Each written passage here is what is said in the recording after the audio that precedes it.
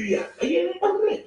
ọdúnwó ọdúnwó létí gbogbo ènìyàn. Bẹ́ẹ̀ ni ètò tó kọ́ni lọ́gbọ́n, ètò tó dáni lárayá, ìròyìn tó kún fọ́fọ́ káàkiri àgbáyé. Ká polówó ọjà kájọ gbúgbẹ́jẹ, ètò tó ń pè lérò, ètò tó ní ṣe pẹ̀lú àṣà, ìròyìn eré ìdárayá, ìròyìn àwọn gbajúmọ̀ òṣèré. Bẹ́ẹ̀ ni live on air for advert, jingle, entertainment, breaking news, gossip and news, event promotion, church program, Muslim program, and all of your events. Ẹgbẹ́ gbogbo ẹ̀ wá kẹwàá polówó ẹ̀. Lọ́jọ́ ní gbogbo ayé yóò gbọ́ rédíò àti tẹlifíṣàn kan ló lè ṣe. Ìbílẹ̀ rédíò and tẹlifíṣàn tiwantiwa tó kalẹ̀ sí United Kingdom. The classic of African community. Online station best for the community. Home and abroad. Ìbílẹ̀ rédíò ni mo pè ní ẹ̀kún gbogbo wa. Ní gbogbo ìgbàkúgbà tí ò fẹ́ bá ń gbẹ̀yìn láti gbẹ́dọ̀ ètò tàbí tí ẹ bá fẹ́ polówó ọjà tàbí ohun tí ẹ ṣe ẹ̀tọ́ sí wa. Ní ìbílẹ̀ rédíò and television tiwantiwa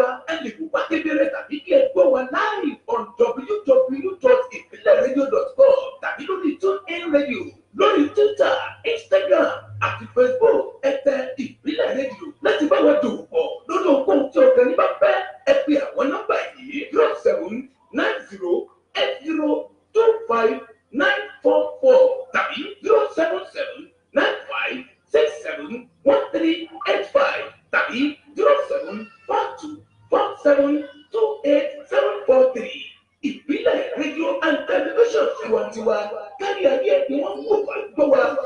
ilẹ̀ títí.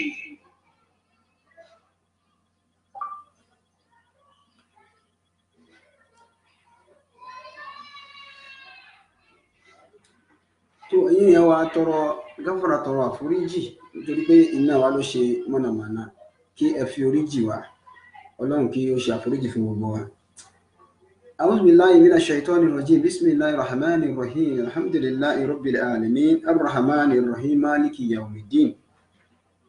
اللهم صل على سيدنا محمد وعلى آله وصحبه وسلم. adá ọpẹ́ fún Ọlọ́run, àyìn Ànábì wa Muhammad, ọbẹ̀ wọn náà la dá ọpẹ́ fún ọba tó jẹ́ pé ọlọ́ba tó tóbi jùlọ, ọba ọ̀gá àgbà, ọba ọ̀gá ògo, ọba lánàá, ọba lẹ́nìí, ọba ní ọjọ́ gbogbo. Ìwọ lọba tó pa wá mọ́ láti ìjẹjọ last week tó fi di ọjọ́ tèmi.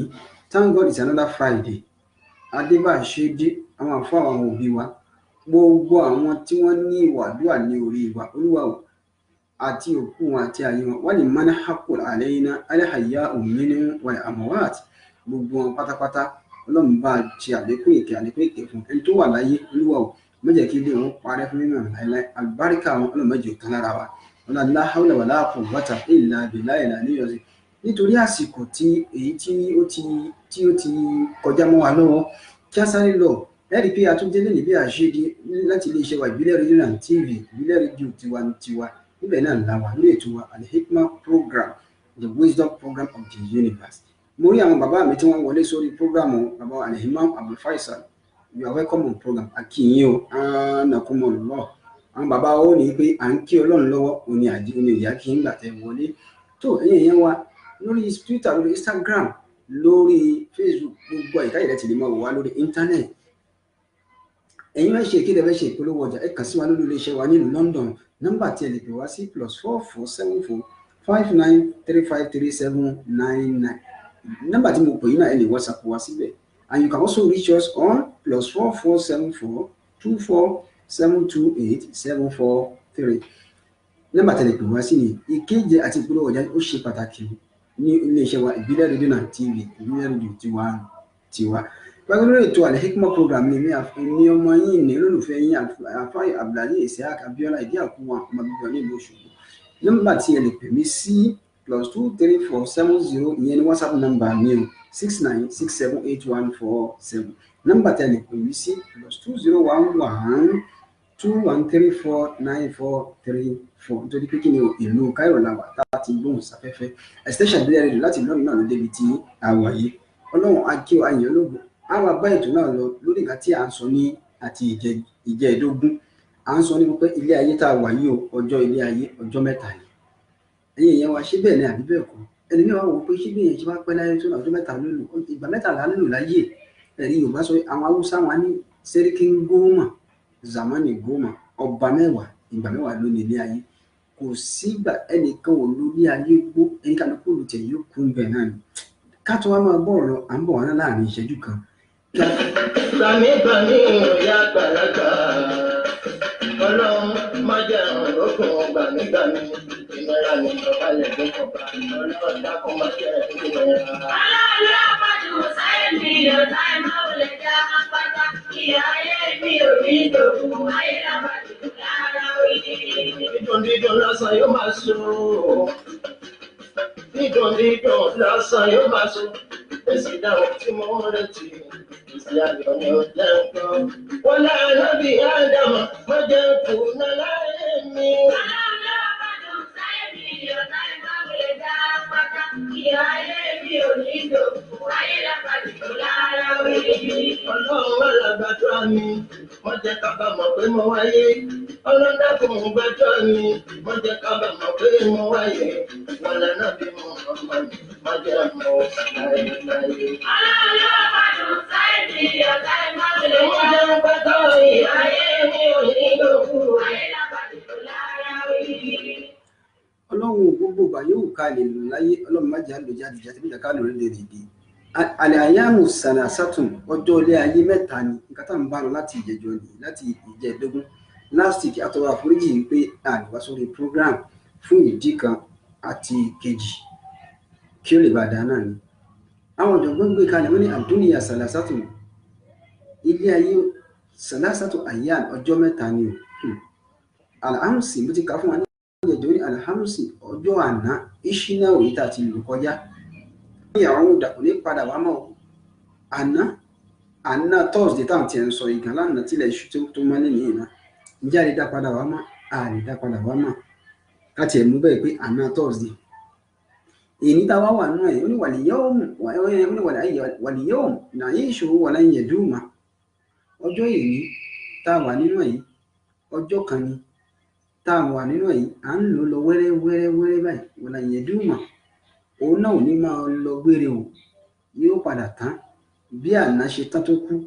bẹ́ẹ̀ náà ni ọjọ́ èyí náà ó tán Allahu Akbar méjì tá a sọ̀rọ̀ nípa ẹ̀ níjẹ̀jọ́ nìyẹn ẹ rí i ọ̀pọ̀lọpọ̀ míì ti lo ẹlòmíì ẹni bá ti lo àná torí pé òun lo àná dáa àná òun lò òun tó òun lò dáa òun ò ní lẹ́gẹ̀sì gidi ní gbogbo ọjọ́ ayé òun tó ń lò kọjá èyí náà tó wà ń lò yìí náà o lè kọ̀rẹ́ẹ̀tì ara rẹ pẹ̀lú ìní o lè kọ̀rẹ́ẹ̀tì àná tó ti kọjá pẹ̀lú ọjọ́ tìní you can correct yourself nítorí pé ọjọ́ ìní gan-an ẹ rí i pé Yorùbá ní ìwọ̀nba ohun tó kù sókè yìí ó tó aṣọ ságbẹ Allahu Akbar nínú àdíìsì kan àní Muhammad sallallahu alaihi wasallam ó ní yímọ ẹlòmíì ó máa wà nínú àwọn ọmọ ẹ̀dá ádámà láyé àmọ́nù bí àmọ́lẹ̀ àálì náà yóò máa ṣiṣẹ́ ọmọ náà yóò máa mutí yóò máa jalè fún ìgbésí ayé tó ti lò kọjá òní dá rárá tó nǹkan máa ń wò inú sì máa bí pé àṣẹ òun náà ló ń sì gbèsè ayé báyìí nígbà tí ìbẹ̀rẹ̀ Ọlọ́run bá bọ́ sí lọ́kàn àtàmáyé kúnnù bẹ́ẹ̀ náà wà bẹ́ẹ̀ náà ìlàzìráàwò nǹkan tí ó kù tí ó fi wọ inú ná tí ó fi di ọmọ náà pátápátá kò ní ju just 1 feet ìgbọ́n kan lọ fáyẹ̀sì bíkó àlẹ́yìn kìtà àkọsílẹ̀ pọ́nà ti kọ pé lágbájá ọmọ àdìjẹ́ náà àkọsílẹ̀ ló wà dé ìbẹ̀rù lọ́wọ́ àbọ̀ sí lọ́kàn fáfáyé àmọ́nà bí àmọ́nà àlè jàǹdà láàrin ìṣẹ́jú kan méjì tó kù tó ẹkú kù láyé tí ó dọmọ náà Ọlọ́run sì yí gbára yóò sì sí ọmọ àdìjẹ́ náà fáyẹ̀dẹ̀ kó lù wá yóò sì wọnú àdìjẹ́ náà ọlọ́mọ ṣe wá lọ́mọ náà sallallahu alaihi wasallam ẹ̀wù tánà bíi wí o Ànábì tó ń bá a lọ sallallahu alaihi wasallam ó ní inna min ahadikum àwọn míì tó wà nù yín la ya'malu bí a'mal ahli an-nar bí ahli janna yóò máa ṣiṣẹ́ ọmọ àlìjẹ́nà bọ̀ àtàwọn yakunu bainahu wa bainaha illa zira'un ní tí ó kù tó fi wọnú àlìjẹ́nà náà díẹ̀ ní kò ní ju fíìtì lọ bí ìgbọ́n ọkàn ẹ wò wá yóò máa kírun a máa gbàwẹ̀ yóò máa ṣe dáadáa yóò máa tìláwà mọ́sálásí ni ní gbogbo ìgbà yóò máa ṣiṣẹ́ rẹ̀ lọ́sàn-án lóru ìbẹ̀rù Ọlọ́run wà lára rẹ̀ kódà àfa la ilaha illallah ẹ ti wá rí pé lágbájá ẹni Ọlọ́run lára rẹ̀ yóò máa bá lọ pé yóò bá lọ bẹ́ẹ̀ Allah bí wàá kú díẹ̀ kó tó máa àlìjẹ́nà àti nítorí kú díẹ̀ kó kú sórí iṣẹ́ àlìjẹ́nà náà kó kúrò láyé fún ẹ̀sìn kú alẹ́ yìí kìtà àkọsílẹ̀ tó náà ti kọ sílẹ̀ pé lágbájá yìí ọmọ náà ni ìbẹ̀rẹ̀ náà láwọn Allahu Akbar yóò wá ṣiṣẹ́ ọmọ náà lásìkò tó kù díẹ̀ tó yẹ kó kúrò láyé bí abẹ́ ọdún méjì ọdún mẹ́ta yóò dẹ̀ dìdàkudà á fẹ́ yẹ̀jẹ̀ fóònù rà yóò sì wọnú náà náà bá ṣe wá lọ́mọ náà irú wọn nípa ìlànà pé ká fi àná wa ká fi kọ̀rẹ́ẹ̀tì àná pẹ̀lú àwọn àìdá àṣìṣe tá a ti ṣe kọjá Allahu Akbar bá ṣe ń kábọ̀ láti jẹ lógún nìyẹn bàbá àbí Faisal ẹ wo ọ̀rọ̀ ọ̀jọ̀gbọ́n tó wá sọ fún wa ó ní àlìyéwò ó ní ọjọ́ tèmi ìṣúnáwó àwọn àánú ẹ̀ ó ní àlàhámsù àná ìṣúnáwó àti ìlú tán ọláyíyàwó ọ̀dà kò ní padà wọn má láíláíláíláíláíláí nílé àbàdíyà ní nẹ́bà ó tún wá ní àlìyé ọjọ́ táwa nù rẹ̀ ní ọjọ́ tèmi yìí tá à ń lò lọ́wọ́ yìí Allahu Akbar ó ní ọjọ́ tèmi yìí náà ẹ̀rì àná ti kọjá ó lè ní ìgan náà yín ṣù àwà nínú ẹ̀ ọláyíyà dùnmọ̀ òun náà ló máa bẹ̀rẹ̀ gbèrè ọjọ́ ìníyàn náà kò mbẹ́ wàlígádà ẹlẹ́ẹ̀kẹta gàgà tí mo lọ nìyẹn ó ní wàlígádà ọjọ́ ọ̀la ìyẹn ló wá burú jù yẹn ló le jù ó ní wàlígádù ọjọ́ ọ̀la lánàdìrí àìnà sànàkù níbo ni oníkálukú wọn ó bára wa lọ́jọ́ iwájú níbo ni oníkálukú wọn ó wà má lọ́jọ́ ọ̀la níbo ni oníkálukú wọn ó hẹ́ ìdìgbésí ayé rẹ̀ sí àlà ìtumọ̀ náà ni pé kí oníkálukú wò pé ìjẹ́bọ̀ òun ṣe ń lò lọ yìí tí kú bá bá òun bẹ́ẹ̀ ọ̀nà òun fẹ́ gbégbà láti ní wàlúùgẹ́dẹ̀ lánàdìrí àìnà sànàkù nàfà kan sọ pé wà á lámù máa fi nìyẹwò mi wàlà hàmsì kọ́bùlàhù walakinnani an alimi ma fi gadi ammi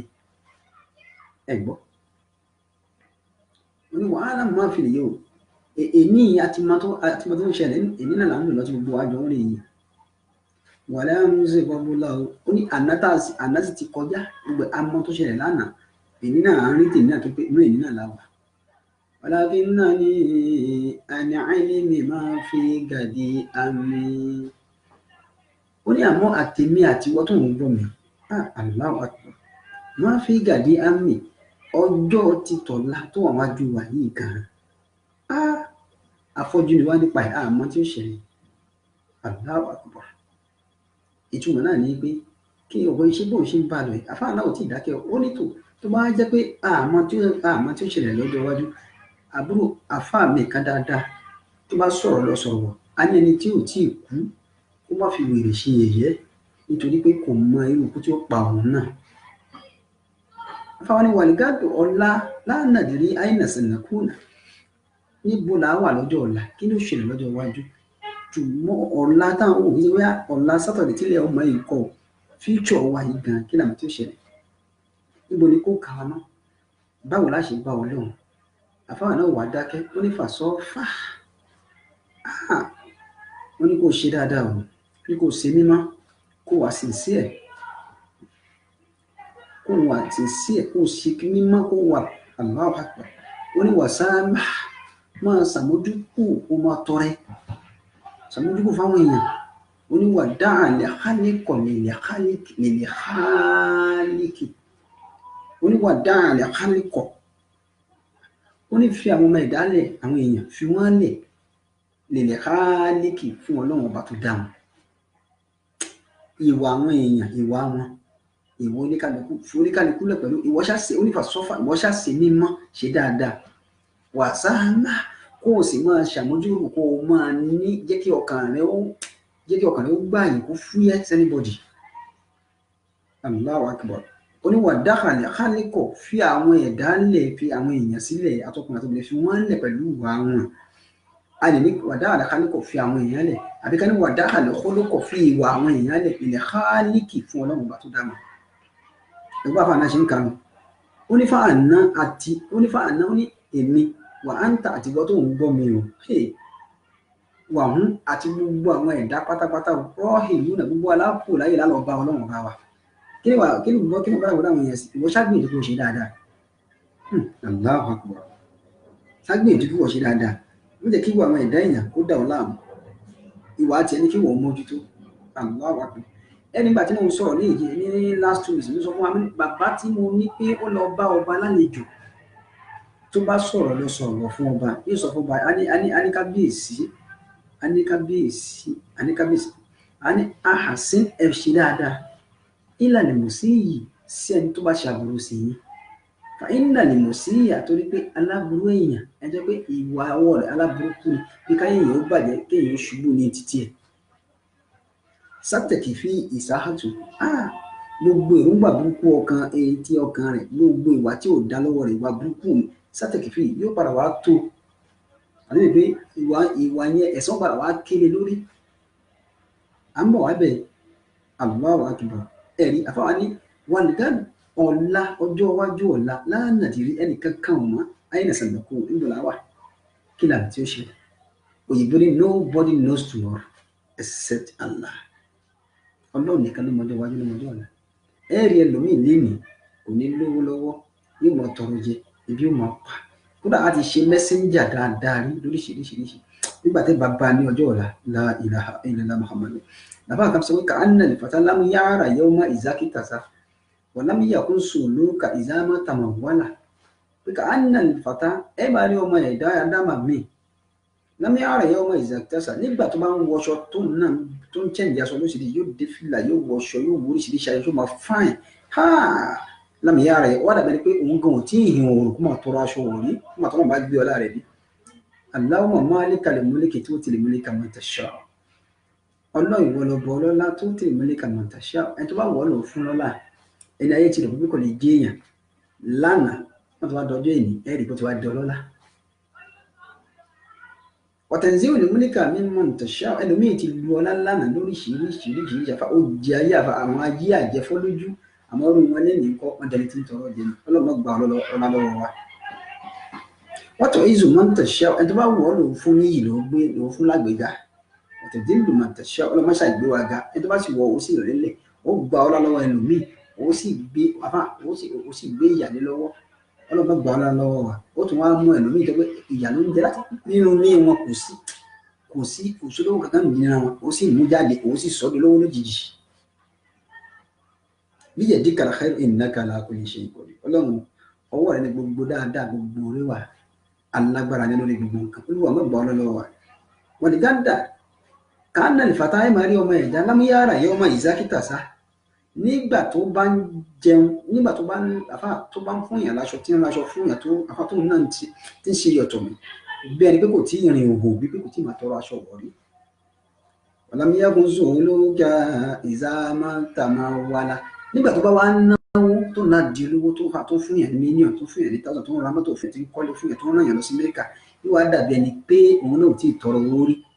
ọlọ́run ni dáńpẹ̀ ní ọ̀la nìyẹn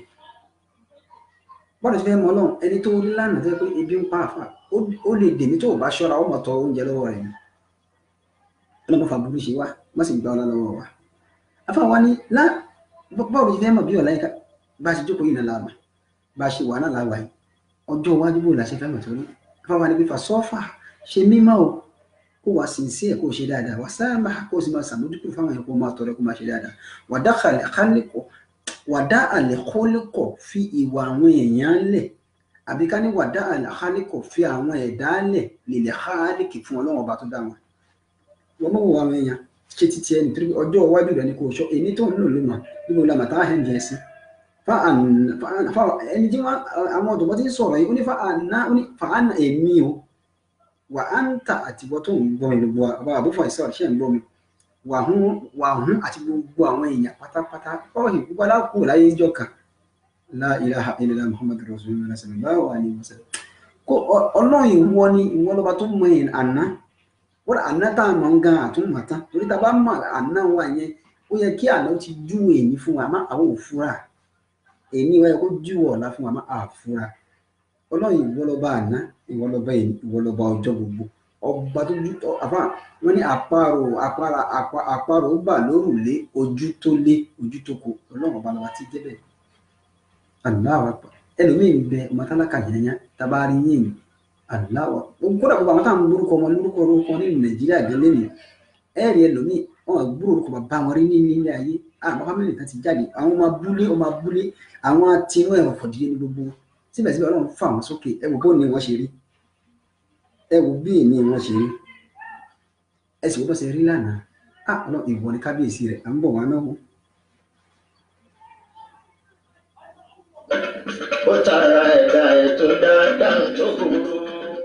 ó tara àwọn mìíràn dáa tó dára òyìnbó ṣe mọ́tò tó wúlò káráyé èèyàn dúdú ṣe mágùn tẹ́nìkan gùn rọrùn má fi sílẹ̀ báwọn aláìdá ìsọ̀rẹ́sọ mi ọ̀dọ́lá. Àdìtúrí Olúwa mi ọ̀dájà ni ẹ ọba tó dájú ayé yàrá òdì lásìkò mi ṣàánú mi má ṣe jẹ́ pẹ́. bíbọ àṣírí àwọn ọlọ́run ló ti wọ́n. Ìgbà kọ̀ọ̀kan ọmọ aráyé má ṣe rí bí mi ṣàtàkùn àtúrí ní ìka ńlá. Àdìtúrí Olúwa mi ọ̀dájà ni ẹ ọba tó dálé ayé yàrá òdì lásìkò mi ṣàánú mi má ṣe jẹ́ pẹ́.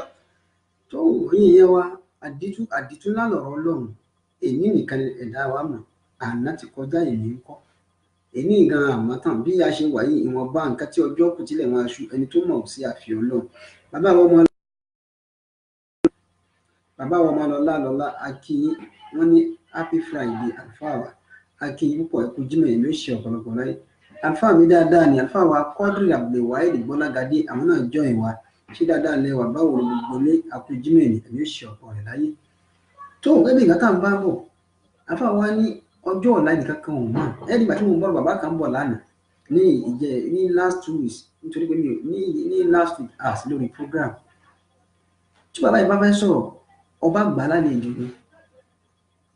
ọba wa ní kó máa bá igbákejì ọba lọ sílé ká máa gbóúnjẹ lọ fún un níbẹ̀ bàbá yìí wà lọ́rọ̀ tí wọ́n máa ń sọ yóò sọ pé kábíyèsí á sí ìlànà òsì yìí ẹ ṣe dáadáa sẹ́ni tó bá ṣàbúrú sí ẹ̀rí àfààní wà dáhàlẹ̀ kọ́lùkọ̀lẹ̀ làhálìkì ẹ fi ìwà burúkú àwọn ìdásílẹ̀ fún wọn o wà dáhàlẹ̀ kálíkọ̀ ẹ fi àwọn èèyàn lẹ̀ nílẹ̀ hálìkì fi pẹ̀lú ọlọ́run bá tó dáhùn wọ́n ṣàṣe dáadáa bàbá yìí wà ní pé fàyínà ni mo sí à dájúdájú aláburú èèyàn sátẹ̀kì fi ìsáàtù aburú rẹ̀ ó padà tó lọ́jọ́ kan ẹjọ́ máa yẹjú mọ̀ sí wa rẹ̀ lọ kábíyèsí wa fẹ́ràn bàbá yìí púpọ̀ mo ti wá bá débi pé nígbà tí ọba ní kó máa bá igbákejì lọlé wọn ń gbóúnjẹ lọ fún un tó bá di láàárọ̀ kábíyèsí wípé ẹ lọ bá mi pe àlejò wá láti ọ̀dọ̀ ẹ tó jẹ́ igbákejì mi tó bá pè àlejò yẹn dé kábíyèsí wa fẹ́ràn àlejò yìí púpọ̀ ọba yìí sì ní ìwà ó ní àdámọ́ kan tó jẹ́ àṣà ọba yìí ò kì í fi ọwọ́ rẹ̀ kọ lẹ́tà láyé tọ́ba yìí bá ti lè kọ tọ́ba yìí bá tí èèyàn bá ṣe nǹkan tí ò dáa téèyàn bá ṣe nǹkan tí Allahu Akbar téèyàn bá ti ṣe nǹkan tí ò dáa ọba yìí yóò ní kí àwọn sẹ́kẹ́tìrì àbáwọn ẹ̀kọ́ lẹ́tà báyìí yóò sọ fún ẹ̀kọ́ nǹkan báyìí ni ẹ lọ fìyà báyìí jẹ lágbájá ẹ̀kọ́ sí lẹ́tà kan mú lọ tó ti fìyà jẹ nǹkan tó bá fi lè mú kábíyèsí fi ọwọ́ rẹ̀ kọ lẹ́tà fún yàn tó sáyìn sí òun fúnra rẹ̀ ó fẹ́ dáyàn lọ́lá ni àṣà ọba ìlú yìí ni waziri yìí Allahu Akbar inú wa ń bí ọba ṣe nífẹ̀ẹ́ arákùnrin òótọ́ tí ọkùnrin dẹ̀ ń sọ fún gbogbo ayé ló jẹ́ kí kábíyèsí ó nífẹ̀ẹ́ rẹ̀ a ní kábíyèsí a ní á sí ìlànà ìlú sí yìí ẹ ṣe dáadáa sálábùrú èèyàn fàyínà ìlú sí yìí àtorí pé aláburú èèyàn gan ẹ filẹ̀ pẹ̀lú iṣẹ́ ọwọ́ rẹ̀ sátẹ̀kì fi ìsáhàtù dáadáa aburú rẹ̀ ó tó lọ́jọ́ ọjọ́ kan ẹ̀yin jẹ́mọ̀ wa ó ní ètò àwà lórí Al-Hikmat program láti ilé iṣẹ́ wa ìbílẹ̀ rédíò and tẹlifíṣọ̀n láti ìlú London lọ́hùn ìlú Cairo la wà ní orílẹ̀-èdè Arab Republic of Egypt live and direct lẹ́ ń wò wá Allahu Akbar ẹ̀yin yẹn wa ẹ̀rí nǹkan èyí nìkan lè dáhùn táwọn ọmọ ọjọ́ iwájú ṣe rí kí ló dé tẹ́lẹ̀ náà kẹ́ ẹlòmíì lẹ́gbẹ̀rẹ́ tí wọ́n á bínú ó ti rọra yẹ pé bọ́lọ́wọ̀n ní kẹwọ̀ ni báwo rọra rẹ pé má lóṣù ọlọ́run ṣe dára fẹ́ lómi ìwọ wá ń bínú wípé wọ́n á ń bínú ẹ̀ no ó bẹ lọ́hùn fún kí ọlá rẹ̀ kó má bàjẹ́ kó lọ́hùn kó dẹ̀ wọlá àti tẹ̀ ó ṣe tiẹ̀ náà bí wọ́n má rọra rẹ pé wọ́n promote ọ̀rẹ́ rẹ̀ níbi iṣẹ́ promotion ò tí ì kàn wọ́n má lóṣù ìyẹn ò ní kó bínú ẹ má rọra yín pé jẹ́ ká níyàn rẹ̀ ó dáa nítorí pé kí ni títí ẹ̀ lórí tó bá ti bá yò títí ẹ̀ náà sì ń bọ̀ ọmọ rẹ̀ ọmọ ìyálé rẹ̀ ọmọ ìyàwó rẹ̀ ṣe dára ní school ó graduate jẹ́ kí ènìyàn dùn sí títí ẹ̀ náà fẹ́ẹ̀ dé inú wa ń bí bákejì ọba yìí pé ṣe bóun ló mú ẹni nígbà tó dé sí ìlú òun mú wá sọ́dọ̀ ọba bá wá nífẹ̀ẹ́ rẹ̀ jẹ nílọ ó wá dijọ́ kan mo sọ fún wa níjẹ̀jọ́ ó ṣe oúnjẹ nínú ilé wọ́n á fi àlùbọ́sà bá pè ní gálì ó fi sínú oúnjẹ yìí wọ́n á jáde lọ́wọ́ náà ń bọ̀ nígbà tó lọ kò pẹ́ ó lọ ó dé ìyẹn gbàkejì ọba yìí òun àti àlejò yìí wọ́n jọ jẹ oúnjẹ tó ní gálì ẹ̀yin náà mọ̀ bí gálì kì í ṣe máa ń rùn Allahu Akbar kábíyèsí rẹ̀ ọlọ́run kábíyèsí rẹ̀ ọlọ́run kábíyèsí rẹ̀ ọlọ́run ọlọ́run wọ́n ní gbogbo nǹkan wàlá gbogbo ẹ̀dá tí ò bá ti àbá gbogbo ẹ̀dá tí ò bá ti tí ọkàn rẹ̀ ò bá ti má sọ́mọ́ làkejì yóò ní problem. àwọn ọ̀jọ̀gbọ́n wọ́n ní àwọn nǹkan mẹ́rin kan wà arba'atun jawairu min bani Adam àwọn nǹkan mẹ́rin kan wà tó jẹ́ wípé àǹfààní nǹkan ọ̀ṣọ́ nǹkan oore ló jẹ́ fọ́mọ ẹ̀dá Ádámù àmọ́ mẹ́rin kan wà tó jẹ́ pé ó máa ń pa àwọn nǹkan yìí rẹ́ Allahu Akbar wọ́n ní kí ni nǹkan náà ọ̀kan náà mo fẹ́ lò ń bẹ̀ àbẹ́yẹ sáré sọ bí méjì fún wa alákọ̀ọ́kọ́ wọn ní Allahu Akbar nǹkan tó jẹ́ nǹkan ọ̀ṣọ́ lára ọmọ ànábì Adam aláàkìlù òun náà ní làákàyè kéèyàn ní ọpọlọ kó ní sense kó ní brain ẹ̀bùn ló jẹ́ ọ̀ṣọ́ ló jẹ́ fún ọmọ ẹ̀dá Ádámù nítorí pé kí ni wèrè tí wọ́n rìn lórí títì kò sí nǹkan tó fi ń jẹ́ wèrè ju pé ọpọlọ rẹ̀ ní ò pé ẹ̀tọ́ náà bá fún ọpọlọ tó mọ̀ àkọ́kí ń wọṣọ tó ń bàtà lọ́tọ̀ ń bọ̀ ó yà wọ́n rìn dáadáa irú ẹni bẹ́ẹ̀ ọpọlọ ẹ̀bùn Ọlọ́run ṣe fún Ọlọ́run yà wá ní wèrè wọ́n dà wá lọ́pọlọ orú Ọlọ́run ẹlẹ́kọ̀ọ́jà ṣe á ní. wọ́n wá ní àmọ́ tí ẹ̀yìn bí bó ti wù kí ẹ̀dá ó ní ọpọlọ tó kó ní làákàyè tí wọ́n ẹ̀pẹ́ lágbájá ẹjọ́ kó bá dá sọ̀rọ̀ yìí ó lọ́pọlọ ó ní brain ó mọ̀rọ̀ gbé kalẹ̀ tí lóye nígbà tí wọ́n á bínú ju alẹ́ gádàbù ìzèlò ìbínú máa ń pa làákàyè èèyàn mọ́lẹ̀ ni ẹ ti máa ń wà ní tani ẹ̀ka ló gbọ́n ni máa bínú tó bá ń bínú kàn máa ṣe bí ìwèrè ni ẹ̀yin náà ẹ̀wọ̀n bá tí wọ́n fi wé wà ní ìbínú àbísódì ló máa ń bí tó bí gbogbo làákàyè ìbínú ti da gbogbo làákàyè níbi bá ti pọ̀ jù wọ́n máa ń pààyàn ní ọpọlọ ni lásìkò ìgbà náà wọ́n rò pé wèrè nìyẹn ni tó ń tí ọpọlọ tó ní àti brain àti ọgbọ́n tó ní ó wá dàbí tábàtẹ̀ bẹ̀rẹ̀ tí Yorùbá ti gbó wà ní ẹ̀fílẹ̀ ẹjọ́ ṣe tó bá fẹ́ ṣe Allahu Akbar ẹ̀wọ̀n kan ẹlẹ́ẹ̀kejì tí wọ́n fẹ́ nu bẹ́ẹ̀ alahassan ó ní kìíta ní kí ẹkọ rẹ̀ tí Ọlọ́run ṣe dáadáa fún kí wọ́n bí ọ wòsílì yìí ń bínú arákùnrin ó ń bínú ọkùnrin yìí alahassan kìíta wọ́n ní yazilu dín téèyàn bá ní ẹ̀sìn tó ń sẹ̀sìn tó ń kírun tó ń gbàgbọ́ tó ń ṣe dáadáa tó bá ti wá jẹ́ tó ń ní kìíta ọmọ àlàkejì lọ́kàn kìíta ó máa ba ìsìn èèyàn jẹ́ ni alẹ́ Muhammad sallallahu alaihi wasallam ó ní innal hasada ya'kulu al-hasanati كما تأكل الماء كما تأكل النار الحطب ó ní ìkèéta ó máa jẹṣẹ́ dáadáa ọmọ ẹ̀dá gbogbo ẹ̀ṣẹ̀ tó máa ẹ̀dá sí ìkèéta ó máa jó yóò máa jó gẹ́gẹ́ bí igi ó ṣe máa ń jó àwọn ìṣẹ́pẹ́ gẹ́gẹ́ bí iná ṣe máa ń jó ìṣẹ́pẹ́ igi kábíyèsí rẹ lọ wòzírì wá sọ fún ọba ó wá lọ àṣé wòzírì ti lọ bá ọba ó ní kábíyèsí àlejò tí tá a gbà tẹ́yìn pé léèyàn dáadáa ìdí sọ nípa yìí ò dáa la ilaha illallah muhammadu rasulullah kábíyèsí ní àlejò náà yìí dáadáa ni ọ̀bọ̀ àti tó máa ń ṣe lórí ìdúró ní kábíyèsí ní ẹ̀ka wọn báyẹn ni èèyàn burúkú ó ti bà yín jẹ́ ó ti finish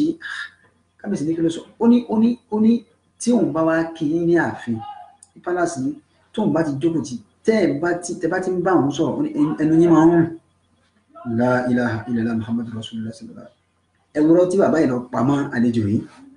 àlejò lórí máa ń sọ fún wa pé kábíyèsí ẹ ṣe dáadáa sálábùrú èèyàn wàyí náà lè mọ̀ sí àwọn aláburú èèyàn sátẹ̀kì ìsáhàtù aburú rẹ̀ ó mà tó ń dọ́kan kábíyèsí rẹ̀ ọlọ́run bá ti tó ẹ̀ ń bọ̀ wá.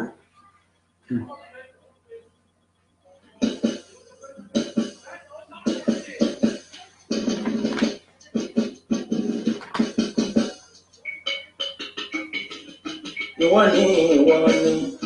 ọlọ́run ìwọ ni kò sí èméjì rárá ọlọ́run ìwọ ni.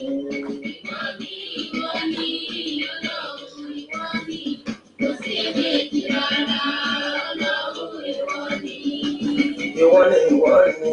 ọlọ́run ìwọ ni kò sí èméjì rárá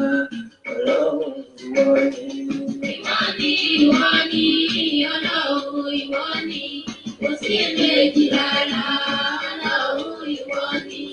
ìwé onídàbọ̀ rárá igi kọ́lọ́run máa mọ̀ sí gbogbo ohun tó ṣẹ̀dá láyé ọlọ́run ìwọ ni.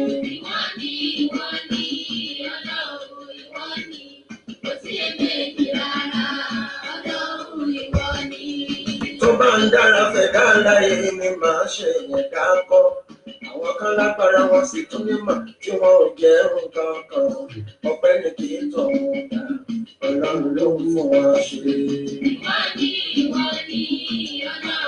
ìwọ ni kò sí èméjì rárá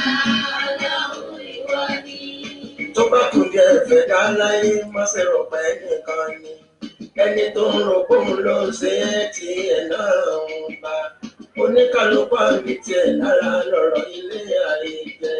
gbogbo ohun tó ń dààmú ẹ̀dá láyé lómi tó ń dààmú wọn àtúnṣe àtàjà tó gbìn sílé táwa lò jùlọ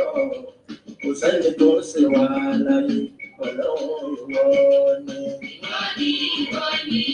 ọlọ́run ìwọ ni kò sí èméjì rárá ọlọ́run ìwọ ni. ọlọ́run ìwọ ni o kò sí èméjì rárá àwọn ìbílẹ̀ rédíò and tv ìbílẹ̀ rédíò tiwantiwa a ní alágbẹ̀kẹ̀lé méjì aláfẹ̀yìntì méjì tó ju ọlọ́run pa gbogbo ẹ̀yin tẹ̀ ń wà tẹ̀ ń gbọ́ wa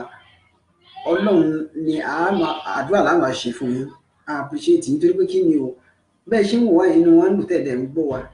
inú wa ń dùn torí pé kí ni o wàhálà títí wa ní ìbámu títí ọlọ́run yóò bá wa dúpẹ́ fún gbogbo àyíká ètò oníkálukú ní wà ọlọ́run yóò bá a dúpẹ́ fún yóò bá fi ìṣọ́ yóò bá fi ṣọ́ nìkọ̀ọ̀kan wa àwọn náà táwọn present gbogbo iléeṣẹ́ ìbílẹ̀ rẹ̀ látòkè délẹ̀ àbúrò kankan ò ní ṣe wá aláhùn ọ̀làkùn ìwà tàbílẹ̀ ìbílẹ̀ rẹ̀ on top forward ever backward never. àwa lórí Al-Hikmat program lágbèsọ ìbílẹ̀ rédíò and tv ìlú Cairo la wà ní Arab Republic of Egypt live and direct ní ẹ̀wọ̀n wa bàbá yìí ẹ̀wọ̀n ọgbọ́n tí igbákejì ọba ti wá fi àlùbọ́sà sínú oúnjẹ àlùbọ́sà garlic ó ní kò jẹ́ ó wá jẹ́ ó ti wá lọ sọ fún ọba yìí pé àlejò yìí sọ pé ẹnu yín rùn ó lẹ́nu yín rùn kábíyèsí èmi ni àlejò sọ pé ẹnu rùn èmi ó ní sóòṣó ni ẹ̀yin ẹ̀rí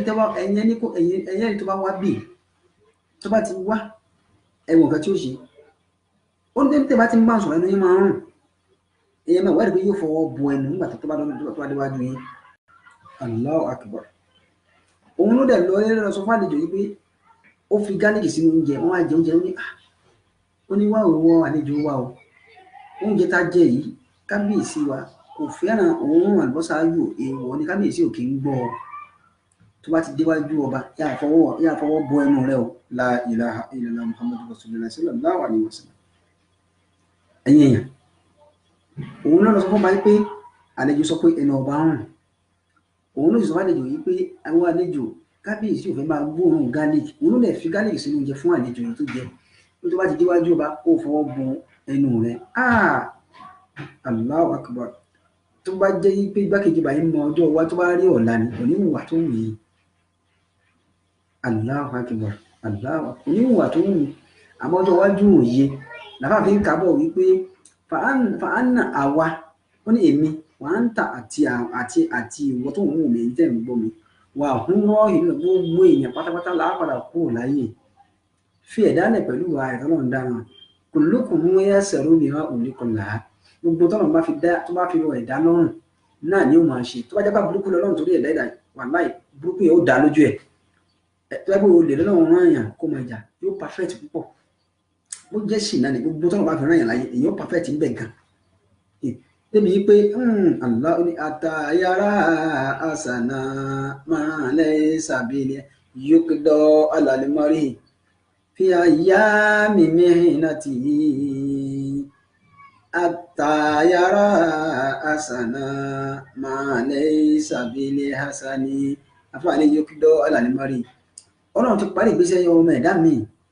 fi àyà mímí láti pẹ̀lú àdánwò oríṣiríṣi lọ́wọ́ fi parí ìgbésí ayé ọmọ ẹ̀dá mi àtàyàrá àṣànà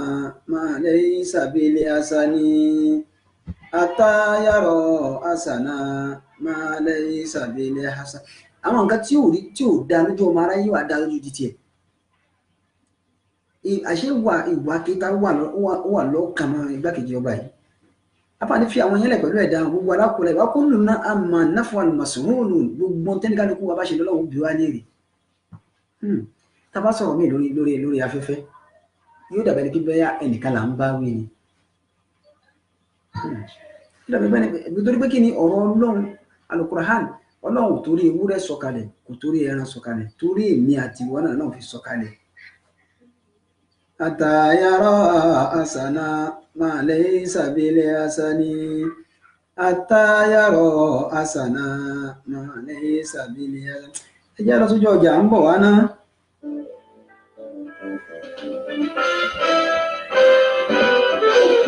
Káàkiri àgbáyé ọ̀rẹ́ ọdún wọ̀ ọdún wọlé tí gbogbo ènìyàn bẹ́ẹ̀ ni ètò tó kọ́ni lọ́gbọ́n ètò tó dáni lárayá ìròyìn tó kún fọ́fọ́ káàkiri àgbáyé kápolówó ọjà kájọ gbúgbẹ́dẹ ètò tó ń pè lérò ètò tó ní ṣe pẹ̀lú àṣà ìròyìn eré ìdárayá ìròyìn àwọn gbajúmọ̀ òṣèré bẹ́ẹ̀ ni live on air advert jingle entertainment breaking news gossip and news event promotion church program Muslim program and all of your events ẹgbẹ́ gbogbo ẹ̀ wá kẹwà polówó ẹ̀ lọ́gá ní gbogbo ayé yóò gbọ́ rédíò àti tẹlifíṣàn kan ló lè ṣe ìbílẹ̀ rédíò and tẹlifíṣàn tiwantiwa tó kalẹ̀ sí United Kingdom the classy of African community online station best for the community home and abroad ìbílẹ̀ rédíò ni mo pè ní ẹ̀kú gbogbo wa ní gbogbo ìgbàgbọ́gbà tí ò fẹ́ bá ń gbẹ̀yìn láti gbẹ́nu ètò tàbí tí ẹ bá fẹ́ polówó ọjà tàbí ohun tí ẹ ṣe ẹ̀tọ́ sí wa ní ìbílẹ̀ rédíò and television tiwantiwa ẹni pupa kedere tàbí kí ẹ gbọ́ wa live on www.ibileradio.com tàbí lórí TuneIn Radio lórí Twitter Instagram àti Facebook ẹ̀tẹ̀ ìbílẹ̀ rédíò láti bá wa dòwò pọ̀ lórí ohun tí ọ̀gá ní bá fẹ́ ẹ pè àwọn nọ́mbà yìí 0790852944 tàbí 07795671385 tàbí 07424728743 ìbílẹ̀ rédíò and television tiwantiwa kárí ayé ni wọ́n wò wá gbọ́ wa ilẹ̀ títí. tó ẹ káàbọ̀ padà ìbílẹ̀ rédíò and TV ìbílẹ̀ rédíò tiwantiwa mo rí àwọn àfáà mi dáadáa ni bàbá wa dáadáa bàbá wa Adésínà Hanan bàbá mi Ṣàìná always shining eléyìí ní ó fẹ́ jẹ́ ìgbà àkọ́kọ́ tí màá kọrin lórí program you are welcome on program ẹ káàbọ̀ iṣẹ́ tá a rọ̀ ọmọ yín náà là ń jẹ́ bàbá mi Alehima Abu Faisal wọ́n lè kú iṣẹ́ olúwa ọlọ́run ló ń ṣiṣẹ́ rẹ̀ o akínyìn púpọ̀ ẹ máa wo nǹkan arákùnrin yìí ló lọ sọ fún àlejò yìí pé kábíyèsí ò gbọdọ̀ gbóòórùn àlùbọ́sà tó bá ti déwájú kábíyèsí kó o fi ọwọ́ bọ ẹnu rẹ̀ òun ló sì lọ padà sọ fún kábíyèsí pé àlejò sọ wípé ẹnu yín rùn ló sì tó bá déwájú yín yóò fọwọ́ bọnu òun ló ṣe àfẹ́ẹ̀rí fún aáyán ó tún wá ṣe àrìnàkò fún àìdìyẹ ẹ máa wọ nǹkan àbúrò àpapọ̀ lábàá fi ní pé fi àwọn èèyàn lẹ̀ pẹ̀lú iṣẹ́ ọwọ́ wọn anna wọ́n ní èmi wà á ń tà tí wọ́n tó ń gbọ́ mi wà hún gbogbo apátápátá rọ́ọ̀hì lóòrùn gbogbo aláàpò láyé ìjọ kan wà kó nílò náà àmà náfún àlùmọ̀síwò lòun gbogbo tí ní kálukú wa bá ṣe náà lọ́nà òbí wá léèrè obìnrin onífàsọ́fà máma padà sẹ́yìn díẹ̀díẹ̀ onífàsọ́fà ṣe mímọ́ o wà sábì ṣe ṣàmójúkù fáwọn èèyàn tó bá ṣàìdá fún ẹ kó sì má ṣe dáadáa Allahu akbar. Ẹ wo bó ṣe ń kà bọ̀ ó ní ọjọ́ àná àti ìlú kọjá wàlá ìyàwó dà kò ní padà wá máa láíláí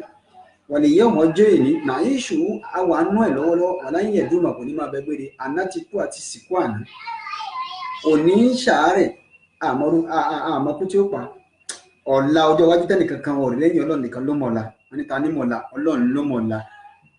ó sì lóyún ọ̀la lóyún àmọ́rú ọmọ tí ó bí ọlọ́run jẹ́ kí ọ̀la ó bí ọmọ dáadáa fẹ́nìkan kan wa bàbá àbúfà ìsọ̀rọ̀ àti gbogbo ẹ̀jẹ̀ ń gbọ́ mi bàbá wa ṣàìná àfẹ́wà abdulwahid ọ̀la ọlọ́run tó bí ọmọ dáadáa fẹ́nìkan kan wa Allahu akbar ó wá ń bá lọ bẹ́ẹ̀ arákùnrin Allahu akbar àṣẹ oníkèé ta ni nǹkan bàbá yóò sì ní wáàsí mi tó máa ń ṣe á ní áásí ìlànà mọ̀ sí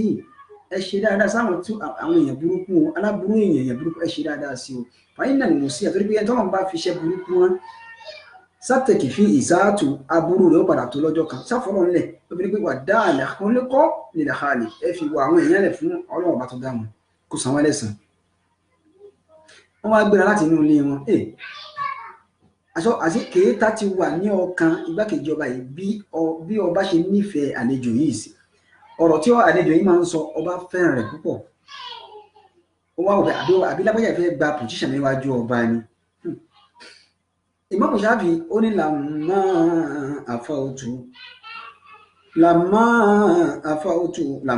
àfọ́ọ̀tù wà lámà àkídí àlà àhàdín arahatu nafsi min amini adawati ó ní làmà àfọ́ọ̀tù wà lámà àkídí àlà àhàdín ó nígbà tí mo ti lámojú kúrò pẹ̀lú àwọn èèyàn ìṣiṣẹ́ owó àwọn èèyàn wà burúkú mo ti lámojú kúrò mi tí ẹ̀wọ́ bẹ̀ mo neglect wọn Allahu akbar ọlámà àkéde aláhàdì mí ilẹ̀ ní kéta burú asádà kankan lọ́kàn sọ́mọ làkejì ẹni tí ẹ bá dáa pé a máa dáa lọ ní sẹ́yìn tó kàn mí bẹ̀ tèmi náà ń bọ̀ ó ní ara tún dàbò sí mi náà mi ní adáwa tí ó ní ìgbà yẹn mo tó wá mọ̀ wípé ọkàn tèmi náà balẹ̀ nígbà tí mi èrò aburú sí yàn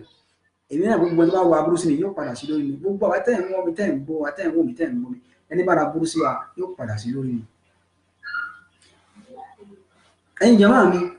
wọ́n wá jáde láti inú ilé wa lọ sọ́dọ̀ ọba ó dẹ̀ ti sọ fún àlejò pé tó bá déwájú ọba kó fi ọwọ́ bo ẹnu rẹ̀ nígbà tí wọ́n déwájú ọba àbáwá ṣàìná Allahu akbar gbogbo ẹni tẹ́ ń gbọ́ mi mo ní ìyá wa mo rí àǹtí wa Rebecca Bọ̀wádé wọ́n ní báríkà jimá àǹtí wa Rebecca Bọ̀wádé ẹjọ́ ìlú wo lẹ ti ń gbọ́ wa ìlú wo lẹ ti ń wò wá o àǹtí wa Rebecca Bọ̀wádé wọ́n ní báríkà jimá fáwa báríkà jimá tẹ̀yìn náà níbo lẹ ti ń wà níbo lẹ ti ń gbọ́ wa àlejò yìí wá jáde lọ wọ́n wá déwájú ọba pẹ̀lú igbákejì ọba nígbà tí àlejò ó débẹ̀ nǹkan ṣebí igbákejì ọba ti sọ fún àlejò yìí pé tẹ́ bá ti déwájú ọba ẹ fọwọ́ bu yín o ọba ò kì í fẹ́ gbọ́ òórùn àlùbọ́sà garlic àlùbọ́sà ayù ẹ̀yẹ ẹ̀ báyìí bó ṣe máa ń rùn ó yìí sọ fọwọ́ pé tálejò bá déwájú yín àlejò ó fọwọ́ bu nítorí pé àlejò sọ pé ẹnu yín rùn ẹ̀kàjẹ́ kábíyèsí tí ì fọnu ọba olúfẹ́ gbọ́bẹ̀ túnú rẹ̀ ó dùn ká má fọ̀rọ̀ nígbà tí wọ́n déwájú ọba lóòótọ́ tí wọ́n kí ọba tí wọ́n wọ ààfin ọba lọ àlejò yìí jókòó tí ọba ó fọwọ́ bọ ẹnu la ilaha illallah with hope wípé kí òórùn àlùbọ́sà má bọ́ sí ẹnu ọba kó má ṣe ọba ní ṣùtá láì mọ̀ wípé igbákejì ọba ti sọ fọba wípé ó sọ wípé ẹnu ọba ń rùn kábíyèsí wa ń wò wọ́n jọ ń wò wọ́n ṣe fi síra kábíyèsí sẹ́ẹ̀lì ẹ máa wọ̀ nǹkan kábíyèsí wa wọ̀ pé àṣẹ lóòótọ́ ni arákùnrin wí kábíyèsí ń wí sọ́kàn rẹ̀ mọ́lẹ̀ sọ fún mi ní tí kábíyèsí bá fẹ́ kọ lẹ́tà nílùú yìí àṣà ọba àmì ìgbé kì í fi ọwọ́ rẹ̀ kọ lẹ́tà bàbá Abu Faisal bàbá wa Adesina Hanan always shining bàbá wa Abdulkadir Abdulwahid àǹtí wa Rebecca Allahu Akbar àǹtí wa Rebecca you are welcome on program so láti Atlanta Georgia lẹ́tí ń wà ẹ káàbọ̀ sórí program nílùú Egypt ní ìlú Cairo ní Arab Republic of Egypt ibẹ̀ làwọn lẹ́tí ń wà àwọn náà tẹ̀ ń gbọ́ wa direct you are welcome on program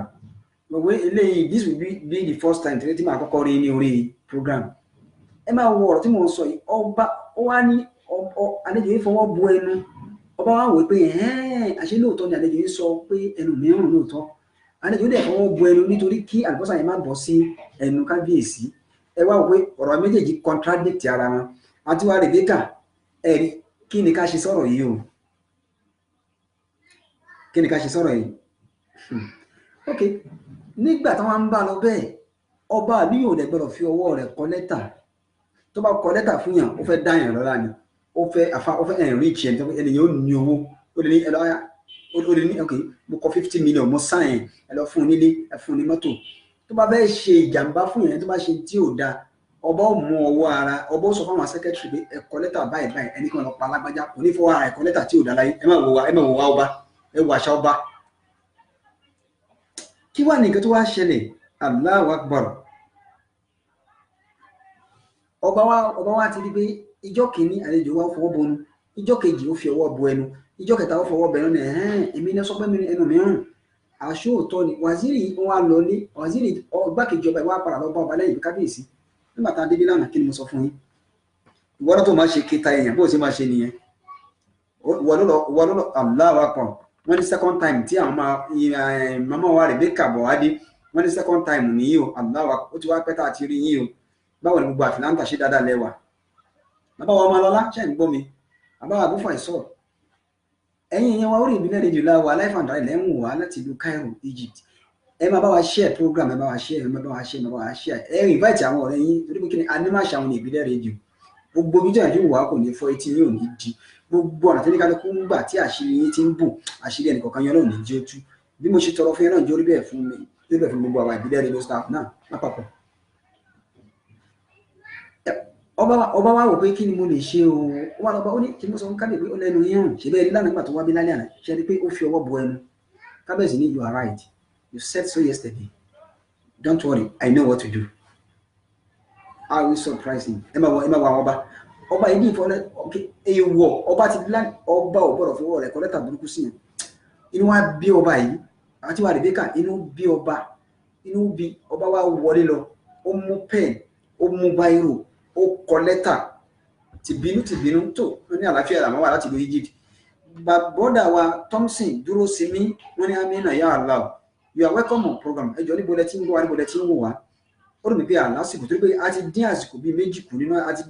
kọ́ waste bíi 5 minutes pẹ̀lú íńtánẹ́ẹ̀tì wa tó disturb wa so ó yẹ kí n ti stop láti ilé agbára lọ́wọ́ ní foríjì mi ṣé ilé agbára wa yọ̀ǹda ká fi bí ìṣẹ́jú 3 àbí 4 ká fi kún un tó dáwọn èèyàn ń wò wá ń gbọ́ wa ọba wa wọnú ilé lọ wá fi ìbínú kọ lẹ́tà la ilaha illallah wá fi pé èmi ẹnu pé tí ọlá bá gùn yàn ọlọ́run lọ́ba ọlọ́lá ṣe kò sí ẹni tí wọ́n gbé sípò ọlá tí ọlá ò ní gùn ọlọ́run kó jọ tó bá ọlọ́run dá wa ní ọlá kó wá jẹ́ ká mọ ìwà ká má ṣì wá rù ọlá wa gùn ọba pé èmi president yẹn àlejò lásán sọ pé ẹnu tèmi rùn ó dẹ̀ proof fún pẹ́nu mìíràn I will show him ọba wa wọnú ilé ó wá gbé ọba mú pen ó mú ìwé ọba wa kọ lẹ́tà ìbínú ọba yóò dé ẹ̀kọ́ lẹ́tà burúkú kí èèwọ̀ ni kì í kọ́ yóò pa àwọn èèyàn ní pé ẹ̀kọ́ lẹ́tà báyìí I'm watching live from London Allahu Akbar brother wa Thompson dúró sí mi you are watching us live from London báwo ni gbogbo London tó láti ilé agbára wọn làwọn yóò dá ìṣẹ́jú 5 fún mi sí wọn ni okay Alfa tó appreciate ẹ ṣe torí mo rí pé àwọn èèyàn tí mi tí rí wà lórí program ọba yìí wá wọlé ẹ máa wo àlejò yóò ní ọ̀rọ̀ míì tó máa ń sọ yóò ní kábíyèsí gbogbo ẹ̀yin olóyè hasin ìlànà mùsí ẹ ṣe dáadáa sí àwọn ènìyàn ẹ bá ṣàbúrú sí ẹ ṣe dáadáa sí fàyínà ní mùsíyà nítorí pé aláburú èèyàn burúkú ẹ filẹ̀ pẹ̀lú wa nǹkan tá ń kà nìyẹn ló mú ọ̀rọ̀ yìí wá pé ẹ fi wà èèyàn lẹ̀ pẹ̀lú wa ẹ ọlọ́run yóò san lẹ́san ìwọ ń lékun sí yàn wọ́n ń léjò sí ọ ẹ filẹ̀ wọ́n ṣàmà gbàdúrà pé kágbára rẹ̀ ó mọ̀ ká wọ́n àwọn nǹkan tọ́lọ́run ó ṣe àlejò ní àsínà ní mùsí ẹ ṣe dáadáa sáwọn èèyàn fún aláburú èèyàn fàyínà ní mùsí àtórí pé aláburú èèyàn sátẹ̀kì fi ìsáhàtò ẹ filẹ̀ pẹ̀lú wa rẹ̀ ọlọ́run san lẹ́san ọba wa bínú wọlé la ilaha illallah muhammadu rasulullah sallallahu alaihi wasallam nígbà tí ọba wa bínú wọlé wọ́n kọ lẹ́tà pé èmi ni àlejò ẹni láti di pé mo gbà lálejò mo ní kó máa gbé ilé igbákejì mi wọ́n ń fún oúnjẹ ọ̀fẹ́ ó ń gbé ní ọ̀fẹ́ mo dẹ̀ ń tọ́jú ẹ̀ ní gbogbo ìgbà ó wá sọ fún mi pé ẹnu mi rùn ó dẹ̀ púùfù ẹ̀ níwájú pé ẹnu mi rùn bàbá wa Thompson dúró sí mi tó bá jẹ́ pé ẹ̀yin ni ọba ẹ̀yin ni kábíyèsí lásìkò gbà náà màmá wa Rebecca Bọ̀wádé bàbá wa Abúlé Faisal bàbá wa Ṣàìná Ajé Abdulwahid gbogbo ẹni tẹ́ wà lórí program tẹ́ ń wò tó bá jẹ́ pé ẹ̀yin ni ọba tí nǹkan báyìí dẹ̀ ṣẹlẹ̀ ẹ jọ̀ọ́ irú action wo lẹ fẹ́ take láàrin ìṣẹ́jú kan tó bá jẹ́ pé ẹ̀yin ni ẹ wà ní position ọba tí ó dẹ̀ proof ẹ̀ pé ẹnu dẹ̀ ń rùn lóòótọ́ tí ọba ò dẹ̀ mọ̀ yín pé ẹnìkan intermediary kan ló wà láàrin wọn tó jẹ́ igbákejì ọba kí ni nǹkan tẹ́ máa ṣe action wo lẹ fẹ́ take mo fẹ́ ká dáhùn sí ìbéèrè yẹn láàrin ìṣẹ́jú kan kí mo torí pé mo fẹ́ sáré dé Allahu Akbar torí ó ṣe ká dé ojú ọjà káwọn àjọba kálejò wa sọ bẹ́ẹ̀ kí wọ́n dẹ̀ prove ẹ̀ lóòótọ́ wípé Allahu Akbar wípé lóòótọ́ ẹni ọba hàn ó bá dẹ̀ rí bẹ́ẹ̀ tẹ́ bá fẹ́ kọ lẹ́tà tó bá gbẹ́rú ẹ̀yìn ni kí nìkan tẹ́ ṣe mo fẹ́ mọ̀ kí n sáré dé iléeṣẹ́ Azizat Travel and Tour láàrin ìṣẹ́jú kan sí méjì kí n wá padà wá mo ń fẹ́ kọ́mẹ̀ntì yín lórí ẹ̀ tó bá jẹ́ pé ẹ̀yin ni kí nìkan tí ẹ máa ṣe I want to know ẹ dá mi lóhùn. Gbogbo lórí ilé ilé ìyá àti lókè òkun agbó àmójúbá iléeṣẹ́ tó fojú nígbà bá a ti ṣe ìwé ìrìnà láti orílẹ̀-èdè kan síbòmí iléeṣẹ́ Azizat Travel and Tour orílẹ̀-èdè bí UK, Canada, Australia, Bulgaria, Malaysia, gbogbo ẹ̀ka orílẹ̀-èdè mi òrìṣà ní òwò sílẹ̀ gẹ̀gẹ̀ iléeṣẹ́ Azizat Travel and Tour ní ẹgbẹ́ sí ìfẹ́ bá bá ní ìwé ìrìnà ní ìtìkọ̀ ní ọgbọ̀n ọgbọ̀n nínú káàmù sí visa application packages document assessment before submission flight ticket and hotel reservation hotel paying guest refusal of visa booking of appointment date for interview travel agency insurance ẹgbẹ́ lounge tàbí owó ní iléeṣẹ́ Azizat Travel and Tour ní kẹ́ ẹ bá kí ọ̀nà tọ̀ lọ́kọ̀ ní tẹ́yìn nígbà lọ́wọ́ àwọn tó ti bá wọn yóò mọ̀ bẹ́ẹ̀ nínú ọ̀gbìn wọn kẹsàn-án ṣiṣẹ́ lórí ọ̀rẹ́mọ̀ bá wọn lẹ́gbẹ̀ẹ́ ni wọ́n ti bá wọn iléeṣẹ́ Azizat Travel and Tour wà ní number 65 Alaja Street opposite Mr. Bixby Bọ̀lá Yídò Òṣogbo tàbí Ọ̀tìkọ́rẹ́ Lùgbẹ́wò àtọ̀ first settlement ní Kano Kano Egypt ẹni tó sọ́ni náà yóò plus 234 70 69 67 81 47 tàbí plus 20 114 59 Azizat Travel and Tour tó ẹ káàbọ̀ padà láti ojú ọjà iléeṣẹ́ Azizat Travel and Tour ìwọ fẹ́ ṣe ìrìn àjò fẹ́ gba visa o fẹ́ ra flight ticket o fẹ́ ṣe hotel booking of hotel gbogbo ẹ kàn sí wọn Ọlọ́run ló fi rán wọn wọn á dá inú gẹ́gẹ́ bí ìbéèrè yín iléeṣẹ́ náà lọ́wọ́ níjó bàjẹ́ ẹ̀yin yẹn wá a wà ní iléeṣẹ́ wa ìbílẹ̀ rédíò náà TV ìbílẹ̀ rédíò online ìbílẹ̀ rédíò tiwantiwa orí program tá a wà náà ni Al-Hikmah program the wisdom program of the universe tó ń dé sí etí ìgbọ̀nyìn láti iléeṣẹ́ wa ìbílẹ̀ rédíò gbogbo ẹ̀yin tẹ́ ń wà tẹ́ ń gbọ́ ojú yóò ní fọ́ etí yóò ní di àbùdí ní tolókò àbùdí ọlọ́ṣà Ọlọ́run ọ̀bùn sí lápò bá a ṣe tọrọ fún ìjẹ́ kó rí bẹ́ẹ̀ fún àwa náà ká má gbúfọ̀ ọgbọ̀n yìí yẹn wa ọba wa kọ lẹ́tà bó ṣe kọ lẹ́tà yìí ìbínú lọ́ba fi kọ lẹ́tà wá sí lẹ́tà náà ọba wa ní àlejò mi ọba wa ní àlejò yẹn ẹ lọ bá mi pè wá nígbà tó déwájú ọba kábíyèsí ò sọ̀rọ̀ wípé bóyá ọ̀rọ̀ ẹnu wọn rùn àlejò rẹ̀ sọ fún kábíyèsí wípé igbákejì yín ló sọ wípé ẹ kì í fẹ́ gbóòórùn gálì kí dẹ̀ wà ní oúnjẹ tá a jẹ láti lédè kí ni máa fi ọwọ́ bo ẹnu ọ̀rọ̀ yìí wá bí ọba nínú ọ̀rọ̀ sókùn sáwọn méjì ọba wa mú lẹ́tà wá gbé lẹ́tà ó gbé fún àlejò ó wá júwe ó kọ àdírẹ́sì pé àdírẹ́sì tí mo kọ sí kíní lẹ́yìn yìí ìwọ àlejò ọba ìwọ gba lẹ́tà yìí lọ bá mi fún wọn bẹ́ẹ̀ ẹ̀yin yẹn wá kí ló ti ẹ̀yin lẹ́tà náà jáde kí ló tẹ̀yìn lẹ́tà náà jáde tó bá di ní ọjọ́ mẹ́jọ ẹ jẹ́ ká pàdé nǹkan tó wà lẹ́yìn ẹ̀fà ó jẹ̀jẹ̀ lọ nǹkan tó wà lẹ́yìn ẹ̀fà ó ju èyí lọ tó bá di ní ọjọ́ mẹ́jọ á pàdé lára àtàlàáfíà a kú àtàrọ̀ a kú pé ẹ̀ ń bá mi ìbílẹ̀ rédíò gbogbo yín náà lọ́wọ́ bá ṣe dáadáa fún yàrá baríkà náà mi wọ́n jù ọ lọ ẹ̀yìn àwọn máa fàṣìkò yìí lọ ilé iṣẹ́ ìbílẹ̀ rédíò ẹ máa bá wa share program ẹ máa share program lórí Twitter wà ń bẹ̀ lórí Instagram lórí Facebook lórí YouTube tẹ́ gbọ́ wá sí tẹ́ ní bá wà ń bẹ̀ ìkéde àti ìpolówó ọjà yín ó ṣe pàtàkì lórí ilé iṣẹ́ wa yìí advert jingle entertainment gbogbo yóò tàbí à ń ṣe mẹ́ ó ṣe pàtàkì ẹ máa gbé bọ̀ á dá yín lóhùn gẹ́gẹ́ bí ìbéèrè yín wọ́n bá wá rí bẹ́ẹ̀ nọ́mbà tẹ́lẹ̀ pé wájú àbúrò nọ́mbà wa òun náà ni gbogbo yín wò ní orí ìwòran wa yìí a ti sọ fún wa lẹ́ẹ̀kan nọ́mbà tẹ́lẹ̀ pé wá sí ẹ pè wá sí +4474 59353799 ẹ dẹ̀ lè WhatsApp wá sórí this same number tàbí kẹ́ ẹ pè wá sí +447424274743 tó bá jẹ́ pé lórí ètò Al-Hikmat ni nọ́mbà tẹ̀lé pè mí sí +201121294434 tó bá jẹ́ pé WhatsApp number yẹn lè pè mí ẹ lè WhatsApp mi sí +2340069678147 ìkéde àti polówó ọjà yín ó ṣe pàtàkì lórí nílé iṣẹ́ wa ẹ̀yin yẹn wa a máa fi àsìkò yìí dágbére ṣùgbọ́n ká dágbére ẹja dé ojú ọjà ilé iṣẹ́ wa náà.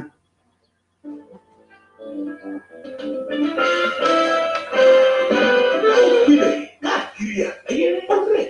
ó dùn wọ́ ó dùn gbọ́ létí gbogbo ènìyàn bẹ́ẹ̀ ni ètò tó kọ́ni lọ́gbọ́n ètò tó dáni lárayá ìròyìn tó kún fọ́fọ́ káàkiri àgbáyé ká polówó ọjà kájọ gbúgbẹ́jẹ ètò tó ń pè lérò ètò tó ní ṣe pẹ̀lú àṣà ìròyìn eré ìdárayá ìròyìn àwọn gbẹjúmọ̀ òṣèré bẹ́ẹ̀ ni live on air àgbà jingle entertainment breaking news gossip and news event promotion church program Muslim program and all of your events ẹgbẹ́ gbogbo ẹ̀ wá kẹwàá polówó ẹ̀ lọ́jọ́ ní gbogbo ayé yóò gbọ́ rédíò àti tẹlifíṣàn kan ló lè ṣe ìbílẹ̀ rédíò and tẹlifíṣàn tiwantiwa tó kalẹ̀ sí United Kingdom the classic of African community online station best for the community home and abroad ìbílẹ̀ rédíò ni mo pè ní ẹ̀kú gbogbo wa ní gbogbo ìgbàkúgbà tí òkè bá ń gbẹ̀yìn láti gbẹ́dọ̀ ètò tàbí tí ẹ bá fẹ́ polówó ọjà tàbí ohun tí ẹ ṣe ẹ̀kọ́ sí wa ní ìbílẹ̀ rédíò and television tiwantiwa ẹ lè wò wá kedere tàbí kí ẹ gbọ́ wa live on www.ibileradio.com tàbí lórí TuneIn Radio lórí Twitter Instagram àti Facebook ẹ tẹ ìbílẹ̀ rédíò láti bá wa dòwò pọ̀ lórí ohun tí ọ̀gbẹ́ ní bá fẹ́ ẹ pè àwọn nọ́mbà yìí 0790802594 tàbí 07795671385 tàbí 07424728743 ìbílẹ̀ rédíò and television tiwantiwa kárí ayé ni wọ́n ń wò wá gbọ́ wa ó ilẹ̀ títí. ìbílẹ̀ rédíò ó kilẹ̀ ó gbilẹ̀ títí kódà ó gbilẹ̀ lọ́dọ̀ àtiwá Rebecca bọ̀wálé nílùú Atlanta Georgia àtiwá Rebecca láti Atlanta Georgia wọ́n sọ fún wa pé tí mo bá jẹ́ ọba màá bi léèrè wípé kí ló dé tó fi ń fi ọwọ́ bọnu mo ti gbọ́ nǹkan tẹ́ ẹ sọ àmọ́ ní ọjọ́ mẹ́jọ ní next week Friday mo wish kẹ́ join wa ní same time on same station ọ̀rọ̀ náà ẹ̀rì tó yọrí sí adébádé bí ọba ti kọ lẹ́tà pẹ̀lú ìbínú ó dẹ̀ sí ilẹ̀ ó ní ká pe àlejò yìí wá ó ní you take this letter and take it to so place ó kọ àdírẹ́sì sí lẹ́yìn mo rò pé ibi tá a bá dé yẹn ẹ dìmú dáadáa ní tó ṣẹlẹ̀ lẹ́yìn ẹ̀fà ó ju èyí lọ ní ọjọ́ mẹ́jọ a gbọ́ tí ọ̀rọ̀ náà yọrí sí ṣùgbọ́n ẹ má bàyí pé àlejò yóò ní ọ̀rọ̀ kan tó máa ń sọ á ní ẹ ṣe dáadáa sí aláburú èèyàn torí aláburú èèyàn ẹ fílẹ̀ pẹ̀lú ìwà rẹ̀ ó tó lọ́jọ́ kan so ẹ̀yin náà ẹ ṣe dáadáa sí aláburú èèyàn tí ẹ má rò burúkú sí ẹ má rò burúkú sí o a máa lọ lẹ́nìí àpàdé níjọ́ mẹ́jọ ọlọ́run jẹ́ àpàdé lọ́yà àtàláfíà àtẹ̀mí àtẹ̀yìn ọlọ́run jẹ́ àpàdé lọ́yà àtàláfíà ọlọ́run jẹ́ àpàdé lọ́yà àtàláfíà ọlọ́run jẹ́ ká dágbére ní ìpínlẹ̀ ọlọ́run ká dágbére ní àrùn náà wala subhana rabbika rabbil izzati amma yasifun wassalamu ala al-mursalin walhamdulillahi rabbil alamin àti wà Rebecca ó dàbọ̀.